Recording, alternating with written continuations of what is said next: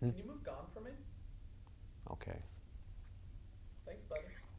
As all anime fans know, we will never be able to enter the world of our favorite anime. But we can bring its characters home with us. Their colorful hair, elaborate outfits, and expressive faces can liven up any room and serve as conversational pieces like when your mom asks, why does this little girl bathing in donuts? You can simply reply, Mom, this is no child. This is actually an immortal vampire that is 200 years old. Fantastic family conversations. Anime figures and toys bring characters out of the 2D realm and directly into your 3D life. Why simply watch Full Metal Alchemist? You can put a scale model of the Full Metal Alchemist and Alphonse in your living room. Posing and photographing figures and building DIY kits of mecha models can also turn the passive hobby of watching an anime into an active pursuit. Now, before I go on the video essay, let's take a look at this lovely figurine of Hime, Crunchyroll's very own mascot. We'll actually be doing a giveaway for this, so stay tuned for that later. Yeah.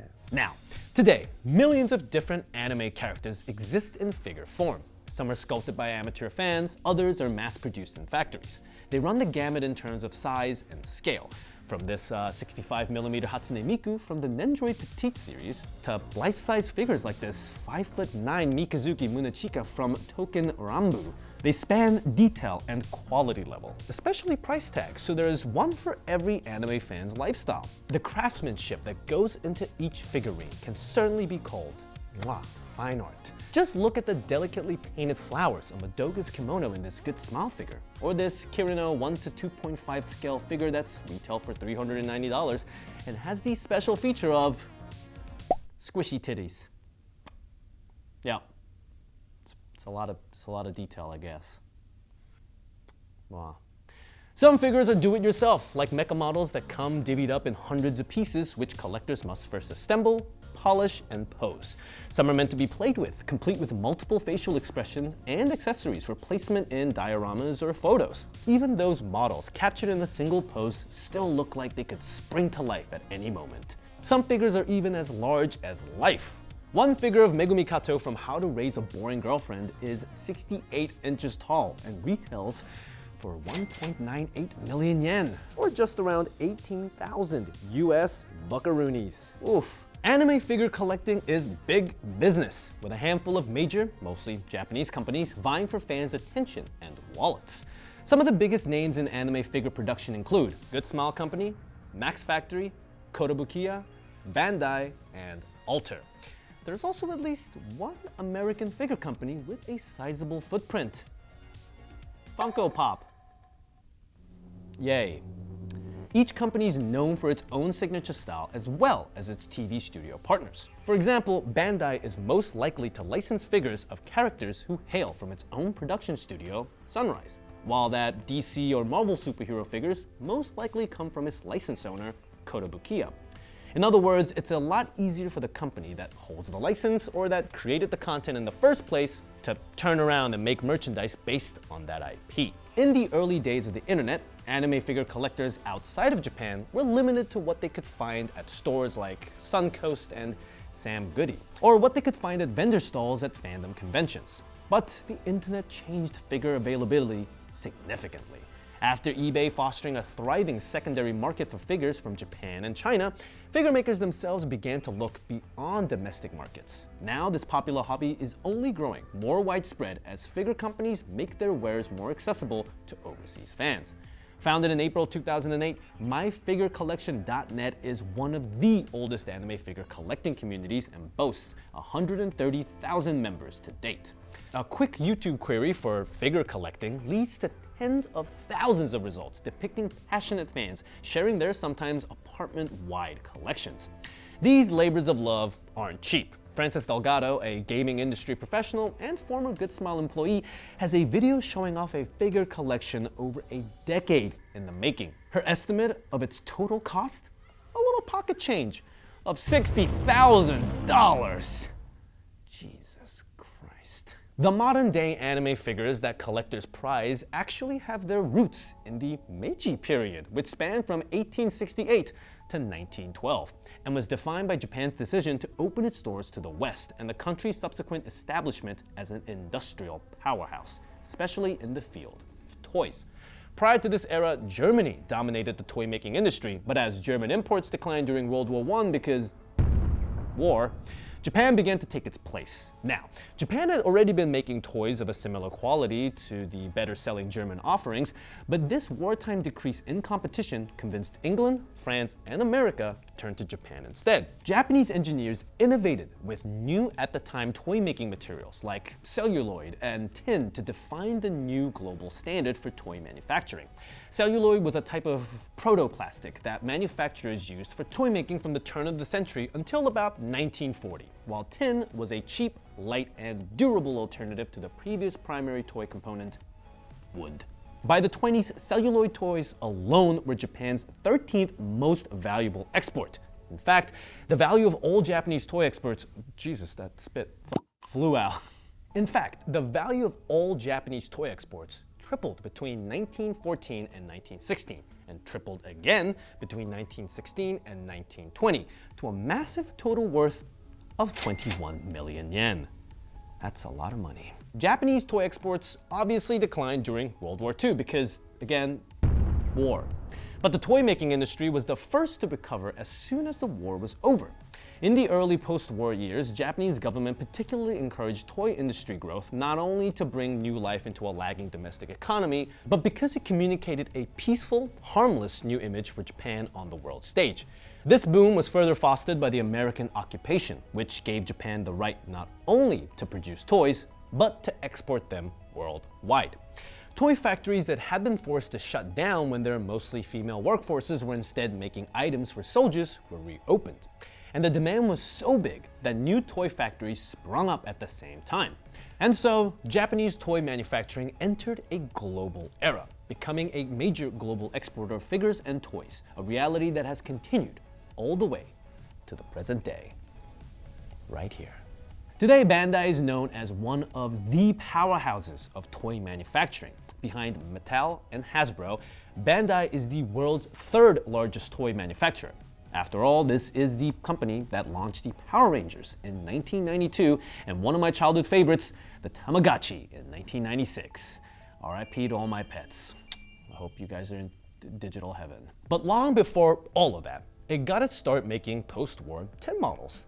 In 1950, the company had just 6 employees. Its earliest product was a tin model of an American B-26 bomber, which had been deployed against Japan during World War II. You guys are crazy for this one. Much later, Bandai found global fame for its Tamagotchi electronics. Today, Bandai is best known for its line of soft plastic toys based on Gundam, Dragon Ball Z, and other franchises that first launched in 1980. Collectors buy these kits for the opportunity to assemble them themselves. Bandai was able to make kits that hobbyists can easily snap together, no glue required, because of its advances in soft plastic molding that made figure sculpts more uniform than ever before. That technology emerged in the 50s when Japanese toy makers invented the granddaddy of today's modern anime figures, sofubi, a Japanese portmanteau for the English words soft vinyl. This type of toy making pioneered the process of sculpting, molding, and painting soft plastic to mass-produce figures prized by children and adult collectors alike. Often inspired by Japanese television, movies, and manga, early sofubis frequently depicted the likeness of kaiju, giant monsters like Godzilla, and super robots like Great Mazinga. Made out of polyvinyl chloride, sometimes shortened to PVC, these toys were cheap to produce and durable enough to last. They were in fact so easy to produce that anyone could do it, leading to a simultaneous underground figure boom, the rise of pachimon, which means bootleg in Japanese. By the way, PVC remains the plastic type most anime figures are still constructed from today. Thank you, PVC. By the early 60s, Japan was the world's second largest toy producer, behind only to the United States. Into the 70s, predominantly science fiction inspired figures soon shared the spotlight with cavity-inducing cute ones like Hello Kitty, who was born out of Japan's national obsession with all things kawaii. Ugu. Hello Kitty isn't what you think of as a tough customer, but on the global stage, she was formidable. Hello Kitty had goddamn strength muscles. Her export marked a shift in the balance of power. For the first time, kids all over the world were specifically seeking out toys that said, made in Japan. Hello Kitty and other Japanese merchandises were exported worldwide and marked Japan as a major influence on global youth consumption and culture.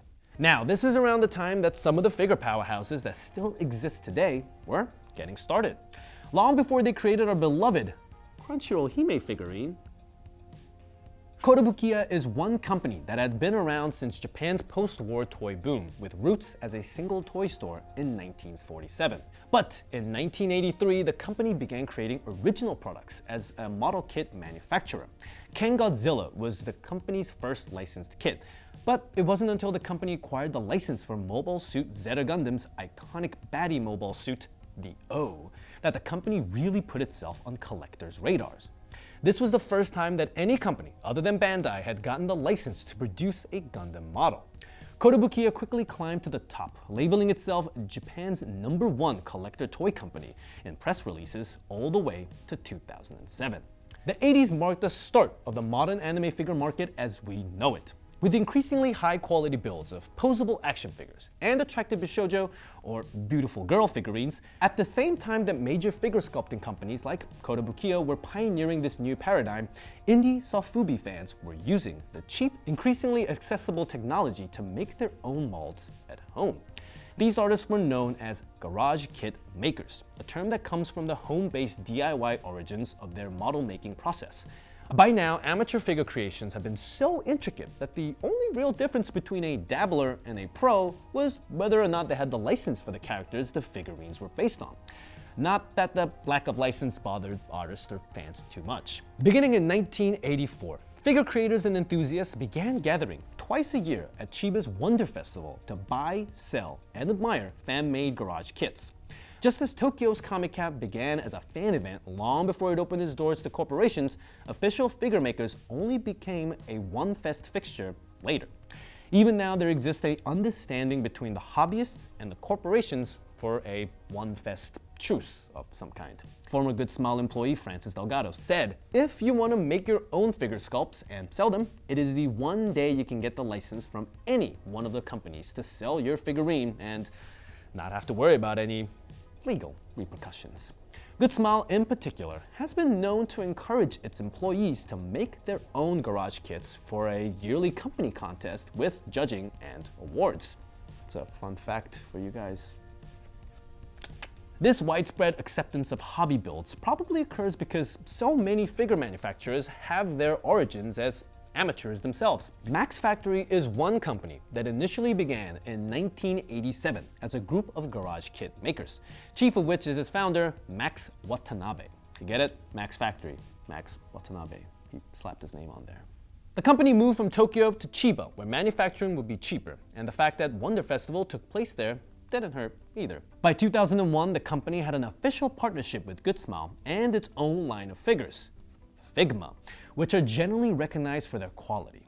Figma is an example of a specific figure line with a numbered release and consistent characteristics that increase collectability. One of the most beloved global figure line is Nendoroid, an adorable miniature model type from Good Smile Company that stylistically resembles the super deformed or chibi caricatures popularized in anime. Nendoroid figures come with disproportionately large heads and multiple interchangeable expressive faceplates that collectors can swap out. Nendoroids are unique in that they are designed to be deformed in a way that features the distinct characteristics of the character, which make them appear cute. Good Smile's president Aki Takanori explained in an interview.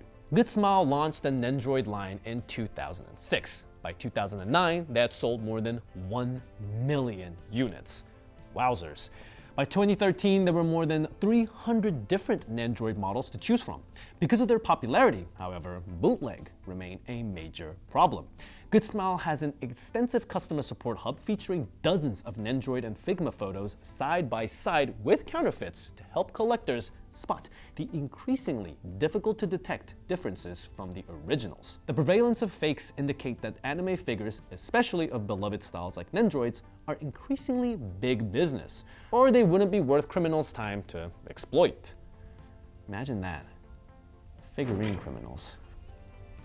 What a weird world. The anime figure collector community spends a lot of time working to stamp out bootlegs. My figure collection has maintained an active thread of bootleg detection advice and commentary for more than 2 years, still updated almost daily. Not only are bootleg figures illegal, but they're also major downgrades in quality compared to the meticulous effort that goes into producing today's figures in Japanese and Chinese factories. Nendoroid figures, for example, are almost completely hand-painted. Goddamn. More than 100 colors go into painting each figure, and even the tiniest imperfection can leave a Nendoroid unfit to leave the factory. When Japanese TV show Gachiri Monday visited the Good Smile factory in Tottori to interview figure makers, they watched a quality control specialist toss a figure of Hana Isuzu from Girls Un Panza for a barely perceptible gray dot on the right of her nose. R.I.P. Hana. Fun fact, a producer of mine bought a fake Figma of Joker? Yeah, And it was totally fake? it was real busted. Today, the anime figure market is truly international. In the English-speaking world, fans now have the choices aside from ordering figures through a lengthy shipping process from Japan. Big box stores like Best Buy, GameStop, even Walmart and Target offer anime figures for sale. Also, Crunchyroll! Be sure to visit store.crunchyroll.com to get your anime figures and look at me staring off into the anime abyss. You can also visit your closest anime convention dealer's room to see the latest model, fresh from the factory, almost as quickly as Japanese consumers are getting to see them. It's like simulcast, but with figures. It's great. Around the world, anime figure collectors are united by their passion for high-quality scale models. Through painstakingly sculpting and painting processes developed over decades of manufacturing technology improvements and a contemporary culture of stringent quality checks, these modern miniatures manage to capture the essence of what makes each featured anime character so special, so appealing, and so beloved by fans. Next time you pose, photograph, or simply admire your favorite anime figure, you now know the history that went into making it such an essential part of your anime merch collection today. Okay, so before I wrap this up, don't worry, I have not forgotten about the figure giveaway. Now, the rules are simple. Comment down below your most prized anime figurine. Doesn't have to be the most expensive, just your favorite, you know? Along with that comment, be sure to add the hashtag, gimme that Hime. Yes, hashtag gimme that Hime. And we shall choose one random winner that is from the US end of the A. Sorry to everyone else in the rest of the world. We got weird laws and shit. Yeah. We will announce the winner in the next video, which will be posted 2 weeks from now. More descriptions about this giveaway will be in the descriptions below.